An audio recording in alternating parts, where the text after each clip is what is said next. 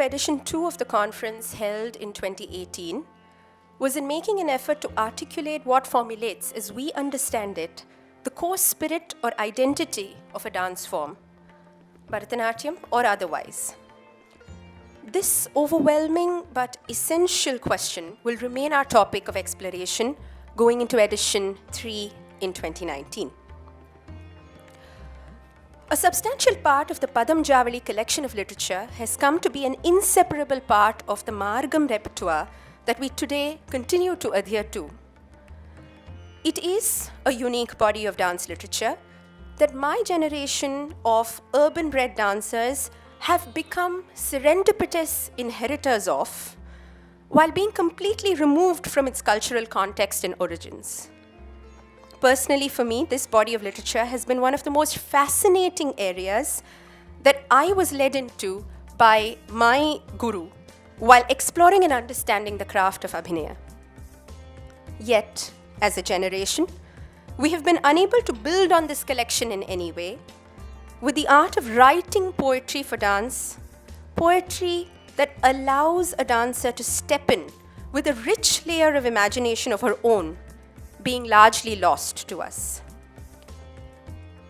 Through the conversations in this conference, we hope to take a step towards rediscovering this art of writing for dance and what it entails. And we hope this exercise will be one that is extremely valuable and relevant in the contemporary world of dance. It is an absolute honor today for us to have amidst us veteran scholar, author, translator, Professor Velcheru Narayana Rao. For many of us dancers, particularly, who have extensively read and referred to books authored by him and several of his translations, he needs no introduction at all. We are extremely grateful to him for very graciously agreeing to present the keynote talk today on the form and syntax of Telugu Padams. I invite Professor Rao on stage. I'm actually lost for words. Seeing all of you there, musicians, dancers, experts of music, and a whole lot of other qualifications which I don't have. I don't even know why I'm here. In fact, I always thought that very few people know me. But I realize that more people than I thought already knew me by name. That was sufficiently honoring me. Coming here to talk to you about dance or music is something I cannot do. But I just wanted to talk to you. What happened to this Padam? Started by Annamaya, continued all the way until recently now. I want to talk a little bit of history for you. Let me begin with a famous name you all heard many, many times, Krishnadeva Raya. Krishnadeva Raya never really, no, we don't know about that, but Krishnadeva Raya engaged a lot of poets in his court. Legends are that he has people who are called Ashtadiggajas, 8 great cardinal elephants. But that's only a legend. True, it's not true.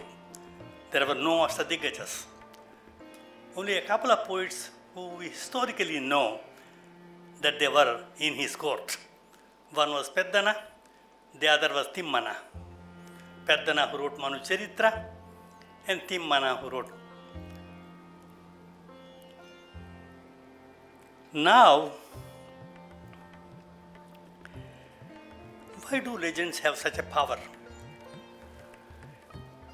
During Krishnadeva Raya's time, he was to be elevated to the status of a Kshatriya by Brahmins. He was not himself a Kshatriya, so he needed Brahmins to make him a Kshatriya. And he was described as one who was bearing the burden of the earth, taking it away from all the legendary carriers of the burden of the earth. You know the 8 elephants that carried the burden of the earth. You know the great snake, Adisesha, who carried the burden of the earth, and a whole lot of other things. Krishna Devaraya, according to the description by Peddana, he relieved the burden from all these ancient, powerful animals, and he had the burden of the earth on his shoulders. That was how he was described by Peddana, not only he, but his family members.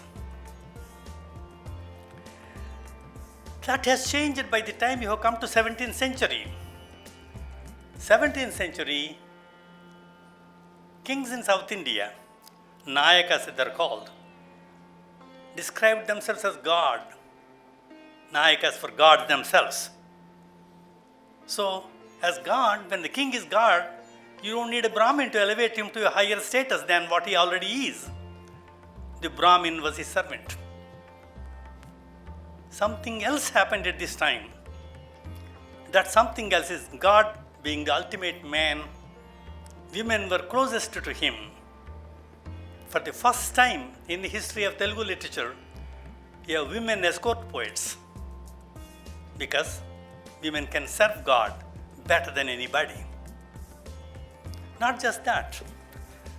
This was also the time when a lot of things happening in the economy of the area. Most income of the Nayaka kings was from trade in cash. Therefore, a lot of people were making money in their own lifetime. Generally, you needed to say, I belong to such and such a caste, such and such a family. My grandfather was a great man.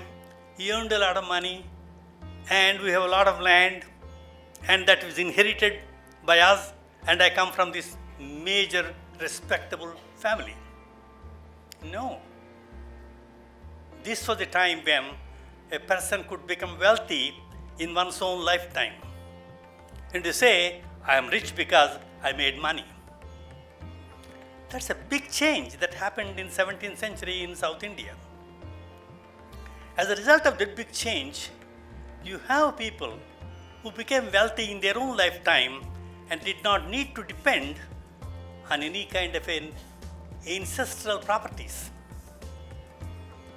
Something more happened. When money in cash becomes very important in society, a new group of people, we don't know exactly if they existed before they did, of course, but clearly we know these are the Vaishyas. Vaishyas who were very accomplished dancers, singers, poets, writers, and a whole lot of other things.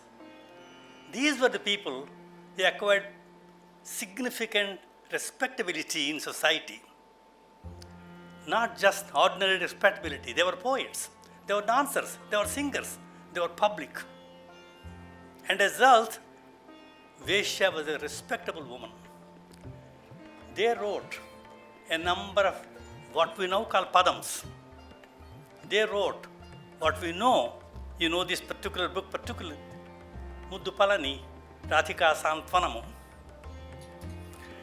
But what happens to this? Suddenly, in 19th century, we have the introduction of the English education and European culture, and along with it comes the Victorian morality. So anything sexual, anything talked about by these Vaishyas is no, that's immoral. That could not be in public.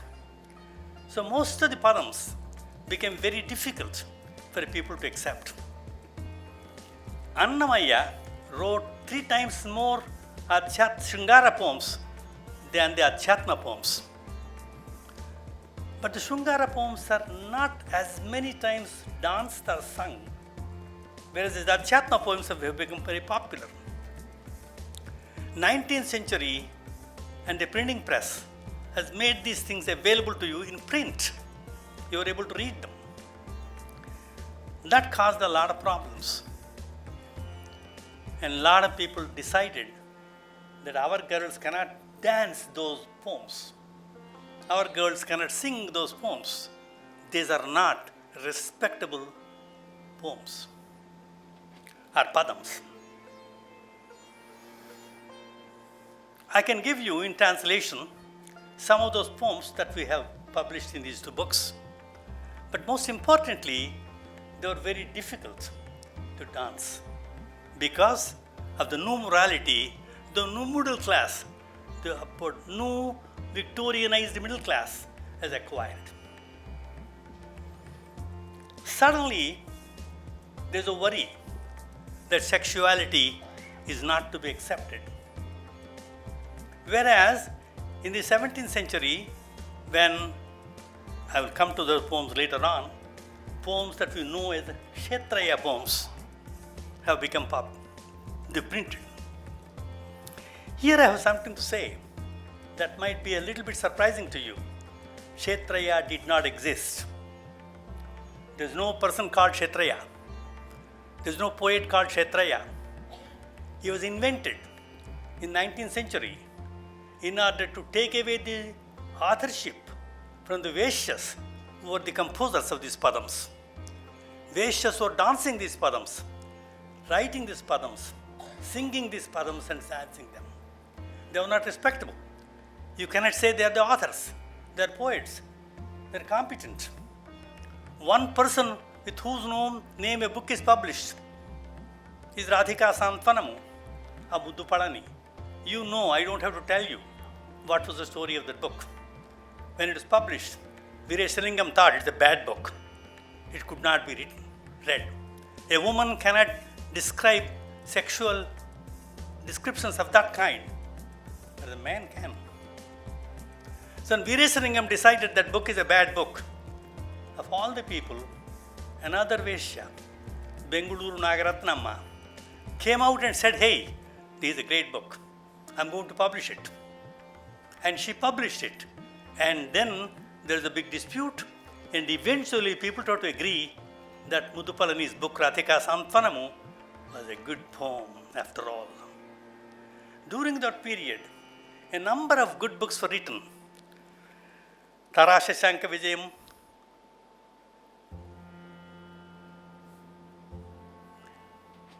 I don't have to keep on quoting those books to you, but they were all completely discouraged as bad books for the century.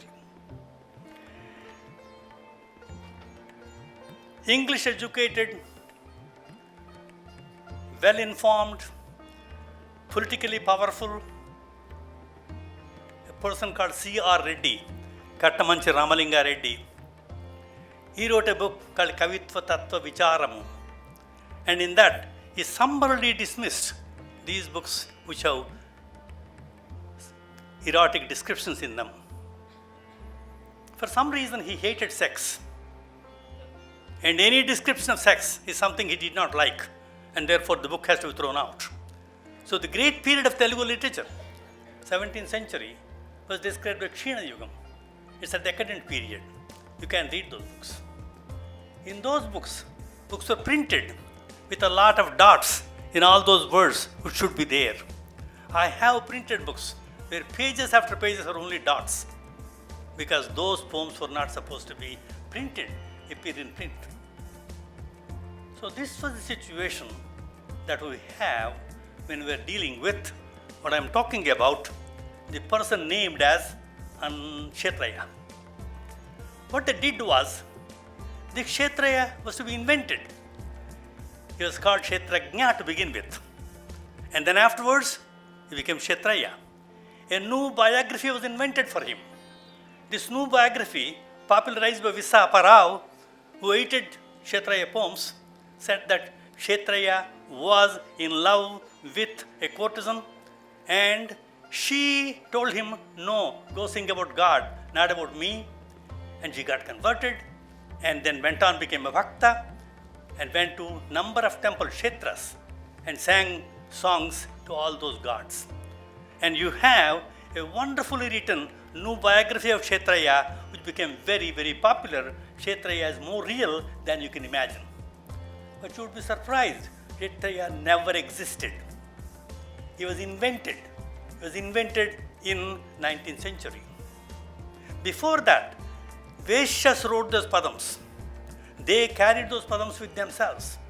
They had them in their homes. Manuscripts of Kshetriya padams were found with, now they are called Devadasis. Devadasis homes. They were edited, they were carefully published, but named after this great person called Kshetriya. And since women, particularly Devadasis, that's why they call themselves Devadasis, they went and served many gods and many temples. They sing for them, all of them. Because these women were singing for all these gods, it was believed that Kshetriya visited all those temples. And he was in many of the Kshetras. Therefore, he was Kshetriya. Believe me, there's nobody like Kshetriya. A friend, a student, and herself a dancer, she wrote a wonderful paper showing how Kshetriya was invented. And you have in this new book, Economic and Social History, there's an article by Harshita Kamath.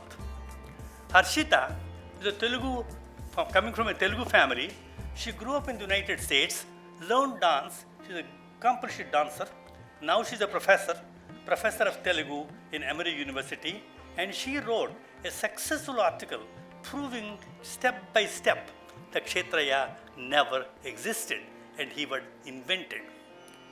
So now we can see how a new mode of morality, a new power came over us in the name of colonialism, and that has completely transformed not just Kshetriya himself, or inventing Kshetriya himself, but by creating a new kind of a culture in our minds.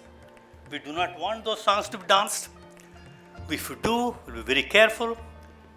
As I told you, Annamaya wrote 3 times more Shringara poems, and only a third of them are Adhyatma poems. Adhyatmas are very popular. They are danced, they are sung, and all those things. But the Shringara poems, not all of them are danced. Very few of them, if at all. That's where we are. In addition to that, we have completely lost, as a result of the technology, an ability to appreciate dance and music directly as somebody is singing before us or dancing before us. I see dance when it's videographed on my computer. I see a song when it is sung on my computer or for something else. Direct appreciation of what was going on when a dancer is singing is almost always lost. That's why we always look for photographs, look for videos, look for cameras. And honestly, I hate technology. I do not want it. Everything is to be permanent, to be there. When somebody is really singing and dancing before you, you have a different kind of an experience. That different of an experience is completely lost now. And I have Subbalakshmi singing. I have a record of it. I can stop her any moment I don't want to listen to her. I can break that poem immediately and quickly and go on further, which I could not do if Subbalakshmi was singing in front of me, sitting in an audience. That experience, of direct experience of poetry, is completely lost. We lost the experience of dance. We lost the experience of poetry. We lost the connectivity, the totality of what a poem gives to us. And therefore, technology is ruling us. Technology is communicating with us, not the person who is dancing, not the person who is singing.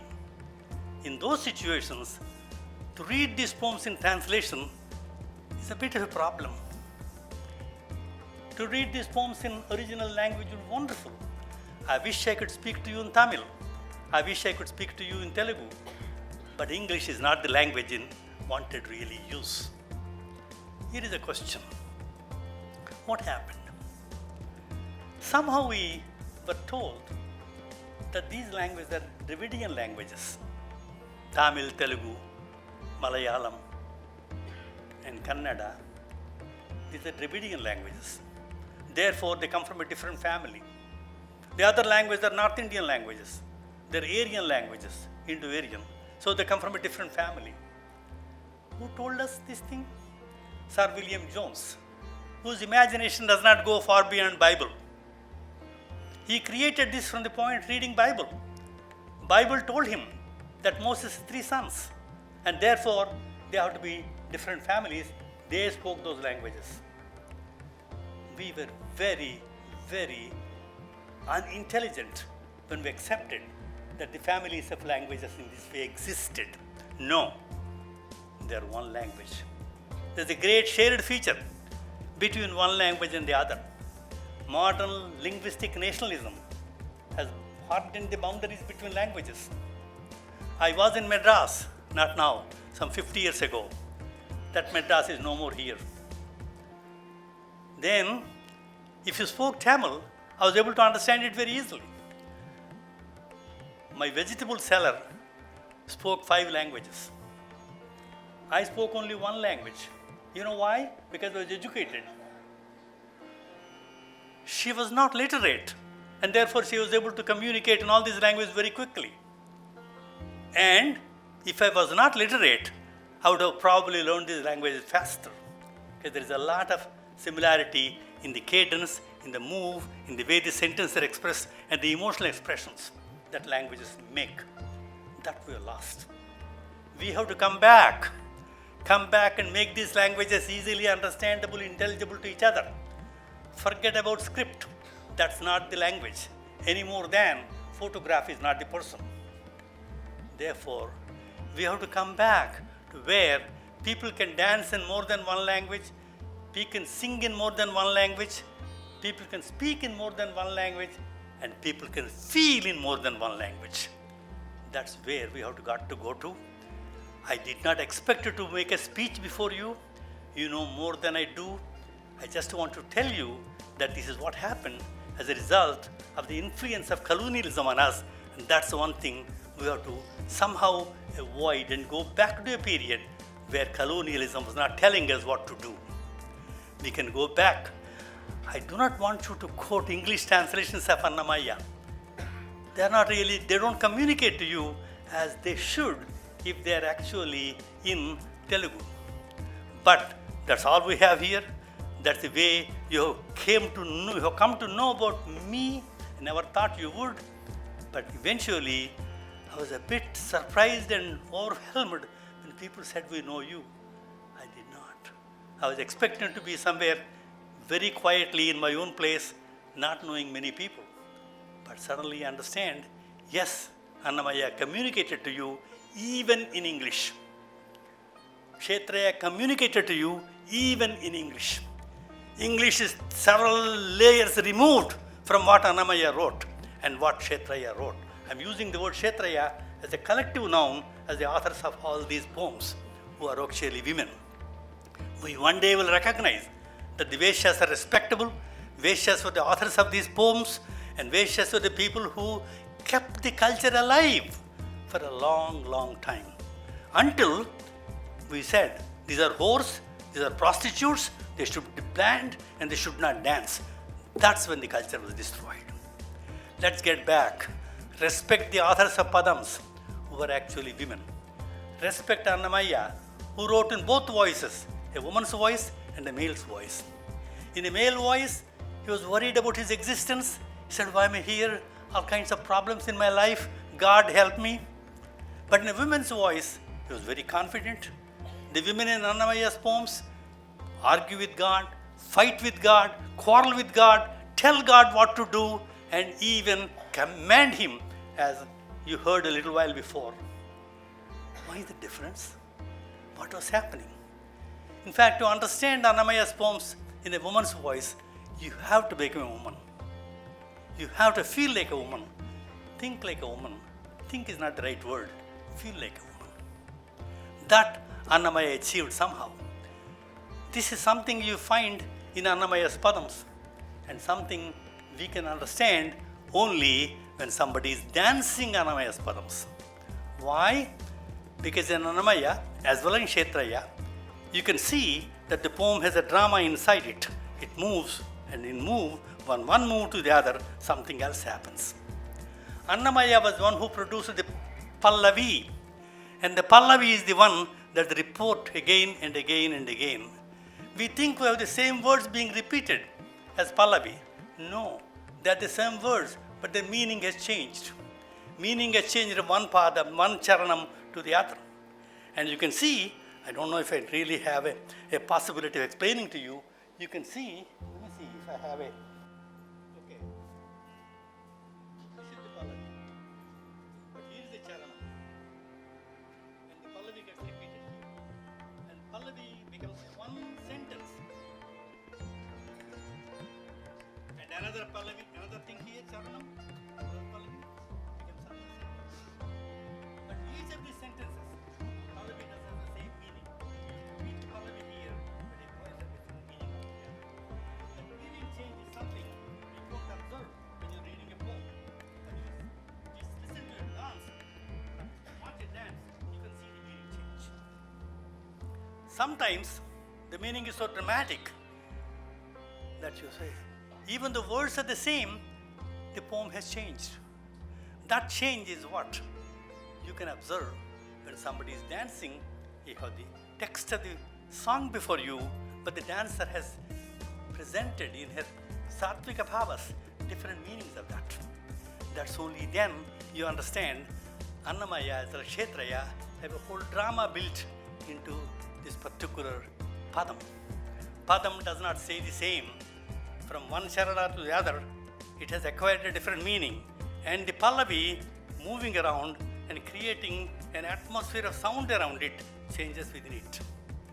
That's the greatness of both Annamaya and, I'm using the word again, Kshetraya, because it's a collective author in my mind, and the collective author is what happened.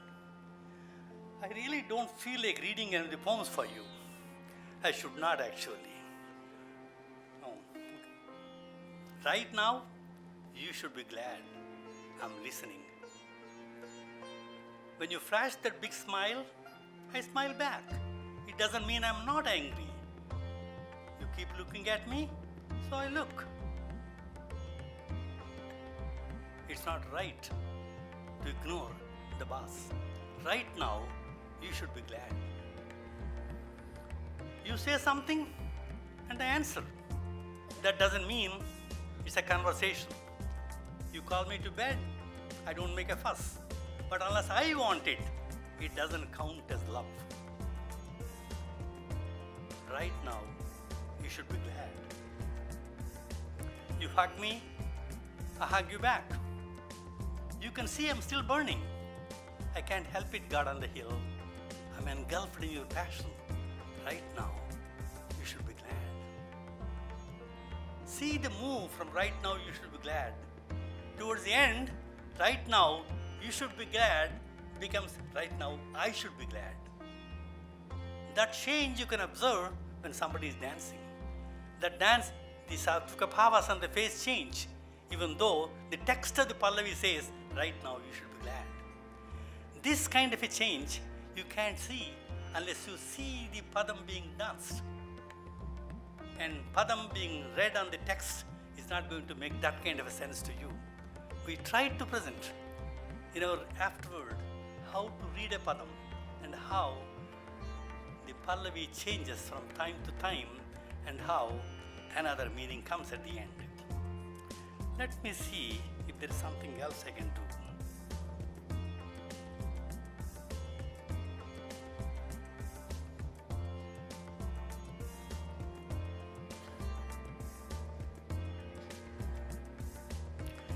This is something that I did not see anybody dancing.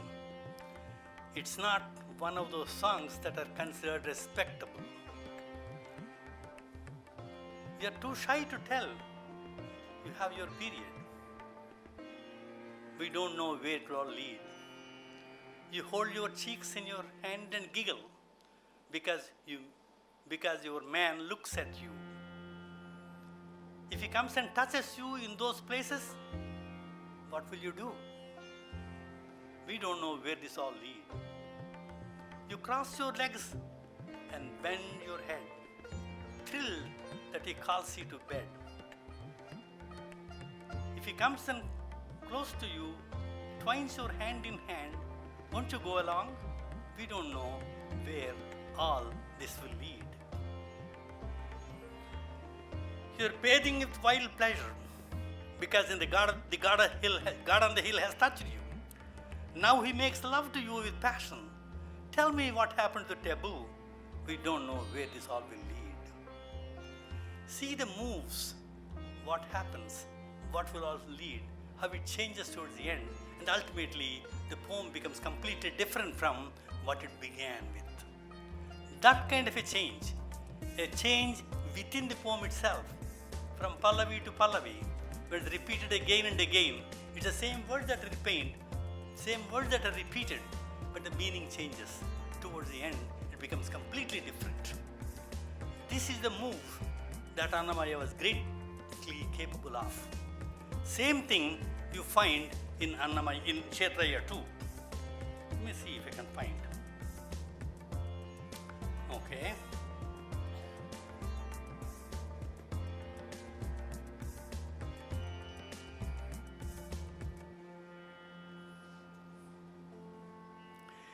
Unfortunately, many of the Sringara songs, as I told you already before, have not become as popular as they should be. But here are the Chatma poems that become a lot more popular. It's a poem which probably you remember. You say you want to bathe when the waves subside. Is there an end to the endless mind? Kadaludipi niradaga talasu varalaku. That's the poem. You say, let me quench my thirst, and then I'll find the truth. Why should the thirst be quenched, and how can you know the truth? Is there an end?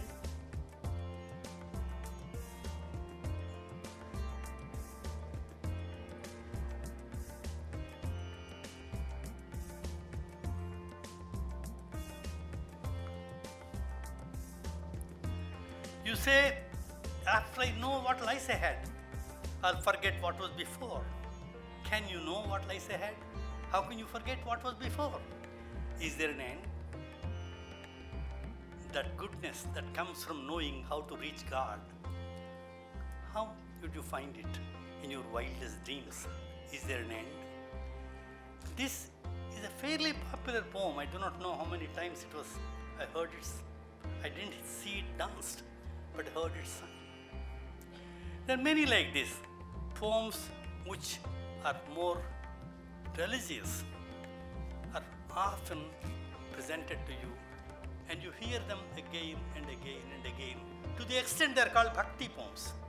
I think the word bhakti needs to be revised. Bhakti is not simply spiritual, and somehow physical and spiritual are not two separate things.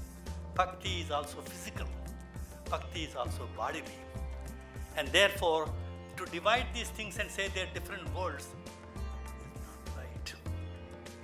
Everything goes together.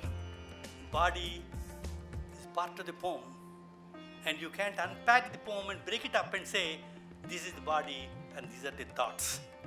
All comes together. I don't have to repeat that. You heard that already before. A poem is a totality. Poem cannot be experienced in pieces. You can't analyze it to breaking it to divisions. What are the ideas of the poem? Ideas are not poems. But the words of the poem, words are not poems. What are the texture of the poem? That's not the poem. There's a totality of an experience which comes by listening to it without analyzing it.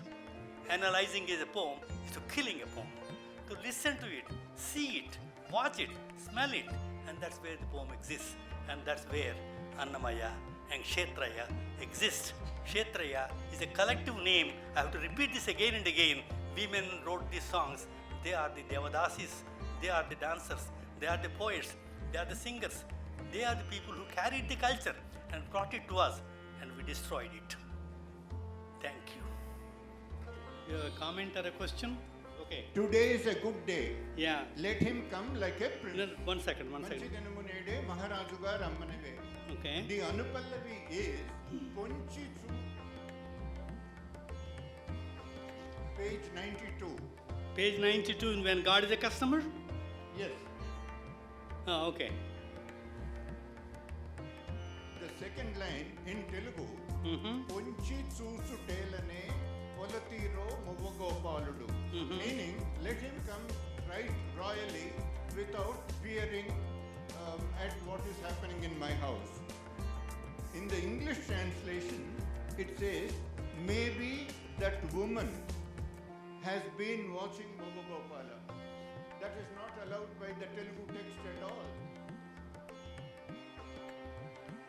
I don't quite understand what the Telugu, I don't have the Telugu text here. Okay. I only have the translation. The Telugu text. But let me make a comment to you. Translation should not be taken as things that will lead you to the original by themselves. If you know the original, depend on the original, throw the translation out. Okay, if you know the original, why do you need a translation? And translations do not always convey everything exactly as you expect them to convey. There's always a difference between what you think you're translating and what you're translating into. The language does not allow you exactly the same thing every time. And we do not exactly stand by this translation to give you the total meaning of the text. That's what I was telling you there. We do not need translations.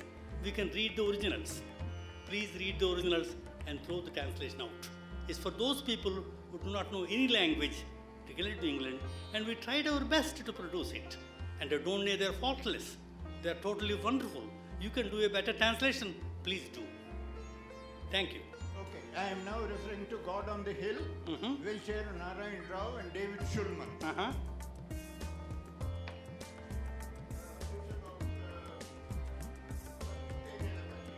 Palukku Teenalattalli. 1 second. What's the page?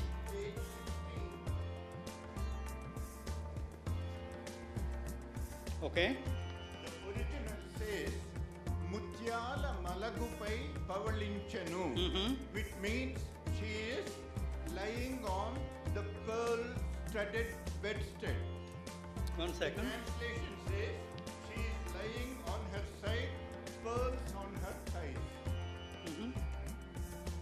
So what's the problem?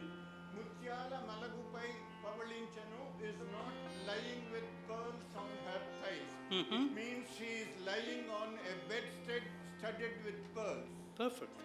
It's perfectly okay. You can say that, but it doesn't work well in English, and therefore we don't use that. What we are writing here is what should work well in English, not for you. You know Telugu perfectly well. Go ahead, take care of that. What does pearls on her thighs mean? Rao Tata? It has no meaning at all. It does. I'm not saying that, but there is a particular language that literary poetry accepts, and we try to make it read like and sing like and show like a poem in English. Okay? So we don't want to be always literal. By doing it literally, we kill the poem. We don't want to do that. And therefore we made choices. We made sometimes difficult choices. Choices which are not really acceptable even to us, literally speaking. But we are not producing a literal translation. We are producing a poetic translation. It should read like a poem in English. And somebody who knows how a read like poem in English should test it. And it's meant for audience who do not know Indian languages. It's not meant for you expert. People like you who are experts in both Telugu, Tamil, Kannada, and many other languages. So please allow us the freedom we took to present it in the best way we could to make it a read like a poem. That's all I can say. Thank you. Thank you so much, sir. Thank you, Rao Tata. We have time maybe for a couple of more questions. Please keep it short. Sir, thank you for blowing my mind away, at least, with your presentation. So I'm just curious to know, what do we refer to these padams going forward? Do we still call them Kshetriyas padams, or do you have a recommendation for it? I didn't hear you well. No, I was asking you, what do we refer to these padams as going forward, if not Kshetriya padams? I said thank you for blowing my mind away, because some of the things that you were saying. I didn't quite understand. We do not know the names of all the women who wrote these songs. And therefore, use Kshetriya, but remember the authors of these poems are women. Authors of these poems are Vaishyas. We don't know their names. That's why we use the collective word Kshetriya, knowing full well that it was an invented author by people who did not like women to write poems. Okay? Thank you, sir. Do we have any other comments or questions from the audience? Enumerated the history of the Padam in a very lucid way. One of the questions which crops up is the Alapaka Kavalu, all the entire lineage, when they created their own padas, and we also see parallelly the Dasa Kavis of the Kannada literature point, also creating their own padas. Then when did the entire shift of the entire thing of only women picking up, and once again, I think there's a shift there. Historically, there's a shift. Men, silent women there, and suddenly an uproar of women, Sanivaru creating the entire corpus of literature, and suddenly falling back to a masculine name called Kshetriya. Can you enumerate this gender shift here? Why does suddenly there is a shift in the entire authorship towards women only at one particular range? That's what I understand of the lecture. There is a quietness in between of a male contributor to that particular genre. Uproar of women, like Muthu Padami's huge contribution for that matter, and suddenly shifting it back.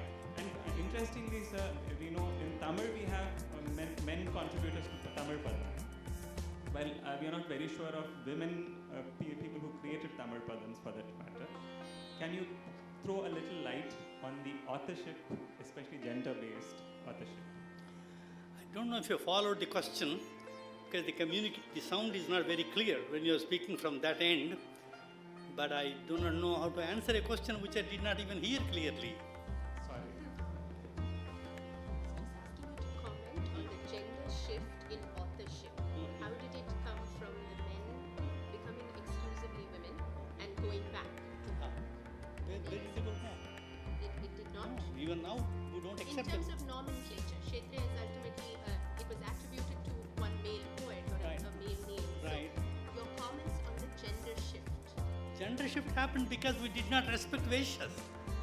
We don't to accept Vaishyas could write. We didn't think they were respectable poets, dancers, and musicians. We just thought of them as whores. And once we thought of them as whores and denied them the ability to dance, they were completely thrown out of the community. At that time, you had to invent a man's name and say, this man Kshetriya. Not only that, we were talking only of spirituality, only of bhakti. Everything has to be described in the name of spiritual description. He was not talking about sex. He was talking about God. He was talking about Jivatma and Paramatma. These are the kinds of commentaries that were made on these poems and completely removed the poem from what it was before. We denied our body. We denied our physical experiences. We denied that these experiences are religious in themselves. There is no religious experience apart from that. And that was what the so-called Devadasis are telling in these poems. And we were not willing to accept it. We were not willing to accept that Devadasis could speak culturally and accept in an acceptable way. We threw them out of our culture. We denied them to dance. We called them whores. And they had to go and appeal to the court and say, we are God's servants. That's why the word Devadasi came. They were Vaishyas to begin with. And the word Vaishya lost its respectability. And they invented a word saying we are Devadasis. And that gave them at least some respectability before the court of law. And the court of law was speaking English. Court of law was speaking Manu. Court of law was not speaking these languages. And therefore, a whole new lie had to be invented. Somehow to survive the court. Somehow to go along. And at that time, meanwhile, something more interesting happened. As I told you, we invented a name. We invented a person who wrote these songs. And he was in love with a Devadasi. Devadasi taught him, no, don't love me, love God. And he went on singing for God, going from temple to temple to temple. And that's how we created a new biography and a new person. If anybody is interested in reading an article about it, read this in this Indian Economic and Social History Review. Harshita Kamath wrote a wonderful article called Kshetriya, the Making of a Telugu Poet. That article, I think more people should read. And then they would have a good understanding of how a new poet has been invented by people who had a reason to deny the Vaishyas. Not just that, Vaishyas themselves have sons. sons have socially become very important. They denied their mothers were Vaishyas. They didn't want to accept their mothers were Vaishyas. So they came in first in the court to defend their caste, defend their respectability, and deny the status of a Vaishya. The word Vaishya has become a disrespectable word, equivalent to a whore. They were never. So this is a cultural shift that happened as a result of colonialism, as a result of our change in taste, as a result of our change in what we had been before and we have now become as a result of impact of colonialism. That's what we should really fight against. That where we say our poems are lost, our experience is lost, our collective understanding of what a poem should mean is lost, our ability to understand our own body is lost. That is there here, and we have to fight for that. So that's all the big thing I'm talking about. I'm not talking about small words, this word and that word into English. That's not. We are not defending every translation in every way. That's an attempt to bring these poems to a larger world, an attempt that had some success, and apparently there are a few failures that are suggesting. I'm not defending the failures. I'm looking at what was the result of the ability of these poems to communicate to a larger world what our culture was. That's what. Thank you. Thank you. Thank you very much, sir. On that note, we will bring this first talk to an end. I would like to request Srimati Vasantalakshmi Narasimhachari to kindly come on stage to honor Professor Rao. Thank you for giving me the opportunity. Thank you, sir. We're really grateful for your presence here this morning.